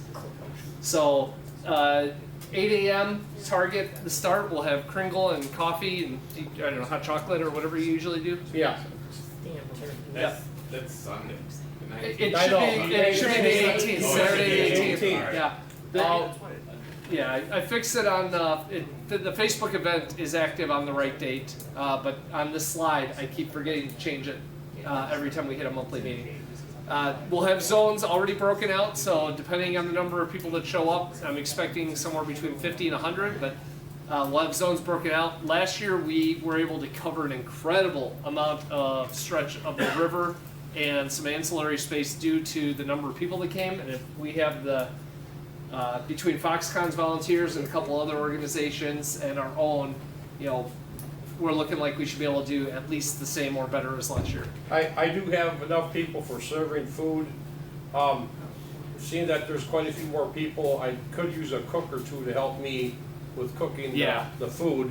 And to make that go, Josh will be taking care of introductions and sending people out. And the veterans are going to help with the serving of the food. So if anyone can help me, you don't gotta be there that early in the morning, 9:30-ish Yeah. or so. we You usually don't need till noon. Yeah, we usually have people come back around 11:45 noon. So whatever So Jeff, like you said. 9:30-ish, if someone would want to come and help, I could use at least 1 or 2 guys. Yeah, on the grills. And then, of course, next month is our annual vendor night and swap meet. So we've got confirmations from, I think there's like 8 or 9 now. Being on vacation, I didn't add the last couple, but should have a good showing of vendors and outdoor space. Get them as fast as you can. I know, we tell people to set up around 3 or after for the swap on the outside, but there's inevitably a few of our regulars, including someone over here, Lauren, tend to show up a little earlier. So just first come, first serve on the parking. And I think that is it. The other thing for events in June, gosh, I forget the date, the scout outing. 11th, I thought it was. Is it? That's what I remember. I'll pull it up on my phone. But yeah, we've got our scout troop that we are the charter org for to take out some of the youth. And Not the 11th. yeah, I'm pulling it up on the calendar to make sure I get the right date. Right after the 13th. Okay. So Saturday the 13th, we have lined up our scout outing. If there's anyone interested, I've already got a decent number of committed boats, but could things happen? Boats blow up, boats sink. People get sick. So get in touch with me just so I can get your name down and find out how many you can host. If it's 2 or 4 or whatever, that's great. But just looking to take out scouts and then usually one of their family members. So. I think that's it. I got 2 spots left on the strip card. Yeah, and I think Bradley's got some too, so help wipe out these strip cards before you go tonight. Then I got stickers if anybody wants any. I have t-shirts left. I do have 3 extra large shirts from Samorama, $5 a shirt, 4 mediums, and 1 4 extra large left for $5. If anybody's interested. So Jim, and then I just have our regular t-shirts for $20. Okay. Jim, yours 2 spots left. Jeff, I'll take all 3 of those extra large. Okay, so spoons and flashers. So you got 3 1 extra spot large, left. I'll take all 3 of them. What size? The extra large. 1 spot left, and then Bradley's got the 2 flashers, 2 flies, and the Dodgers and Peanuts kits. He's got a number of lines available on those. I think, unless any other announcements, thank you. I think that's all for tonight. Yeah, oh, and sign up for Jackpot. Bradley's got the forms and the roll sheets. Again, it's hilarious. During the meeting, we had a sign up online, but it really helps to get these done and out of the way now.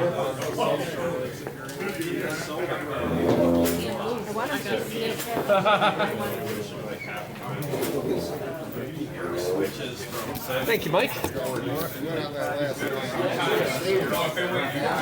I'm trying to recall, after the last board election, I'm no longer on the board, is that correct?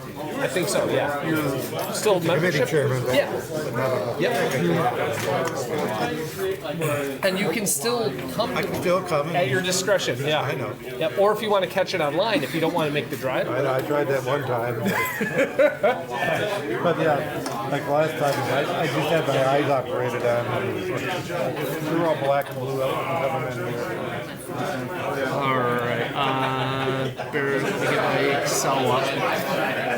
Can't remember if it's on Excel or if it's on Google Sheets that I have my list of votes for scouts. What day is Saturday, June 13th. I believe is the date. That's going to be in the morning. June 13th, yeah. So at 5 a.m. we start over at Reef Point in the marina. If you're not boat there, you can still. Oh, okay, perfect. I'm Brian Hampshire. Oh, yeah. Where are you at in the marina? I'm on E2, okay, so Steve Rupa, Jason Baker. Yeah, Jason, we fish, net wise, we fish jackpot. How many can you post? I can fish 5. So, in myself. so we'll say 4. 4 to 4. Yeah, and that's fine. Like you said, we were good last year, and then one family had like some extra family in town, and the couple, the scout and the parents were coming out, and because of the little cousin that was the same age as the scout wasn't, we're like, no, we'll fit Jen. So, How old are the kids? Scout. These are scouts, so they're 12 to 18. The reason why I ask is my granddaughter. How much? 100. To Class B. Yeah, just put it for Class B Yep. right now. Yeah, it's unrestricted Class B. Well, we're gonna start delegating it towards that new event, but it don't really matter. No, right you can. now. We know what it is. It's unrestricted. You can delegate it where you want it. In terms of the books, it's just Class B. Until we come up with a name.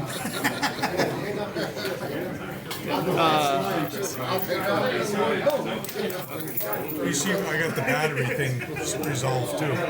What's that? Batteries for this. Oh yeah, I did. So what I ended up, I signed us up for a business. Yeah. Brought them from $26 down to $16.85. Yeah. So we saved $10 a piece. Yep. To get yours. Right.